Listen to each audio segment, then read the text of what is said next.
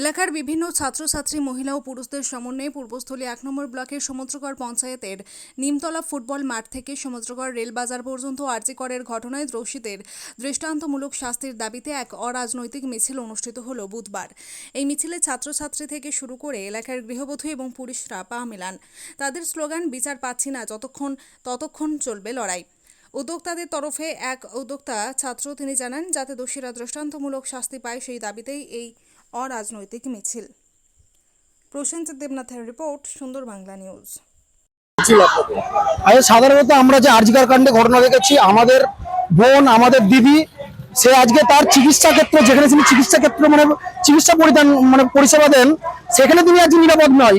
আমরা এই আন্দোলনের মধ্য দিয়ে প্রতিবাদ জানাচ্ছি এই কারণে আমরা প্রশাসনকে সজাগ করতে চাইছি যে আগামী দিনে যাতে এইরকম ঘটনা, এইরকম নিন্দনীয় কুরুচিকর ঘটনা যাতে আগামী দিনে না হয়, তার প্রতিবাদে আজকে আমরা একটা অরাজনৈতিক ভাবে সমাজের সকল সাংস্কৃতিক মানুষ আজকে জড়ো হয়েছি, শুধুমাত্র তিলোত্তমার বিচারের জন্য নয়, আগামী দিনে যাতে কোনো মায়ের কোল খালি না হয় এবং সারা ভারতবর্ষে এটা বন্ধ হওয়া উচিত বলে আমি মনে করি। এবং আমি চাই অতি দ্রুত এই নিন্দনীয় ঘটনার বিচার হোক এবং উপযুক্তর খুব কড়া এবং দৃষ্টান্তমূলক শাস্তি হোক। এই দাবি রেখে আজকে আমাদের সকল ভাই বোনেরা আমরা এই আন্দোলনে সামিল হয়েছি। আমরা চাইবো দোষীদের উপযুক্ত শাস্তি হোক এবং তা অতি দ্রুত হোক।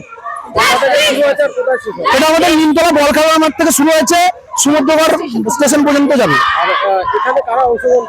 এখানে মূলত ছাত্রছাত্রীরা অংশগ্রহণ করেছে, এছাড়া যুব সমাজ রয়েছে এবং কিছু শিক্ষক মন্ডলী রয়েছেন। এটা সম্পূর্ণ অরাজনৈতিক ভাবে আমরা এই আন্দোলনে সামিল হয়েছি। আমাদের মূলত দাবি যে এই যে পশ্চিমবাংলার বুকে একজন নারী হিসাবে তিনি তার কর্মস্থলে যে আজকে তিনি তার নিরাপত্তা বোধ করছেন না, নিরাপত্তার অভাব বোধ করছেন, বা আজকে তার সাথে যে নারকীয় ঘটনা ঘটেছে তার যাতে আর পুনরাবৃত্তি না ঘটে, শুধু আমাদের পশ্চিমবঙ্গ নয় তথা সারা ভারতবর্ষে যাতে এই ঘটনা না ঘটে এবং উপযুক্তদের অবিলম্বে দ্রুত দৃষ্টান্তমূলক শাস্তির জন্য দাবি জানাচ্ছি। আমার নাম সৌমেন চৌধুরী।